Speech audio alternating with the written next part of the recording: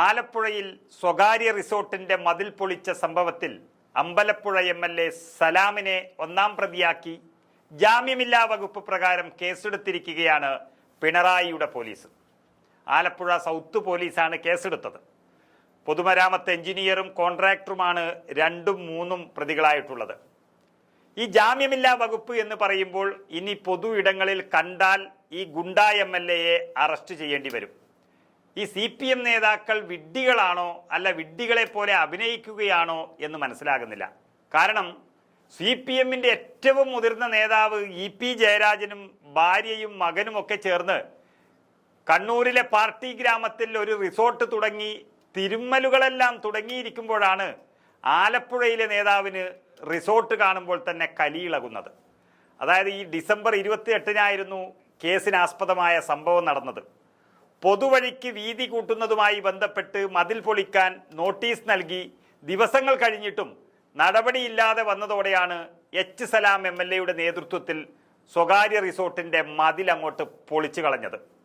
Road നിർമ്മാണത്തിന് fund അനുവദിച്ചിട്ടും മതിൽ പൊളിക്കാത്തതിനാൽ നിർമ്മാണം തുടങ്ങാൻ സാധിച്ചിരുന്നില്ല. ഇതേ തുടർന്നായിരുന്നു JCB ഒക്കെയുമായി സർവ്വസന്നാഹങ്ങളുമായി എത്തി സലാം MLA മതിൽ പൊളിച്ചത്. അങ്ങനെ ഒരു MLAക്കെന്നല്ല ഒരു വ്യക്തിക്ക് ഇങ്ങനെ മതിൽ പൊളിക്കാനുള്ള അവകാശമുണ്ടോ? അവകാശമില്ലാത്തിടത്ത് അക്രമത്തിലൂടെ കാര്യങ്ങൾ നടപ്പിലാക്കുന്ന ആളെയാണ് നമ്മൾ ഗുണ്ട എന്ന് വിളിക്കുന്നത്. ഇവിടെ MLAയെ ഗുണ്ടയായി കണ്ടതുകൊണ്ടാണ് പിണറായി വിജയന്റെ പോലീസ് ജാമ്യമില്ലാത്ത കേസെടുത്തിരിക്കുന്നത്. ഒരാൾ നിയമം പാലിച്ചില്ല എന്നുള്ളതിനേക്കാളും വലിയ കുറ്റമാണ് മറ്റൊരാൾ നിയമം കയ്യിലെടുക്കുന്നു എന്നുള്ളത്. അതാണിപ്പോൾ MLA ചെയ്തിരിക്കുന്നത്. സംഭവം വിവാദമായതോടെ പ്രതികരണവുമായി H സലാം MLA തന്നെ രംഗത്ത് വന്നിട്ടുണ്ട്. മതിൽ പൊളിച്ച് നീക്കണമെന്നാവശ്യപ്പെട്ട് പഞ്ചായത്തും പൊതുമരാമത്ത് വകുപ്പും ആ റിസോർട്ട് അധികൃതർക്ക് നോട്ടീസ് നൽകിയിരുന്നുവെന്നും എന്നാൽ അതിൽ യാതൊരു നടപടിയുമില്ലാതെ വന്നതോടെ താൻ പോയി മതിൽ പൊളിക്കുകയായിരുന്നുവെന്നായിരുന്നു സലാം MLA പറഞ്ഞത്.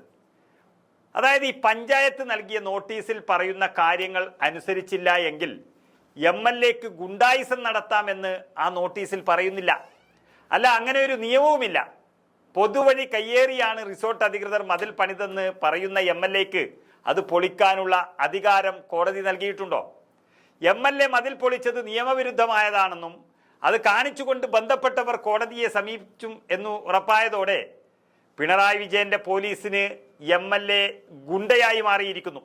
സത്യത്തിൽ ഈ ഭരണം കയ്യിലുണ്ടെന്ന് വെച്ച് ഗുണ്ടായിസത്തിന് ഇറങ്ങിയ പഴയ ബംഗാൾ CPMനേക്കാളും തരം താഴ്ന്ന കേരളത്തിലെ MLAമാരടക്കമുള്ള നേതാക്കൾ കേരളത്തെ വെറുപ്പിക്കുകയാണ്.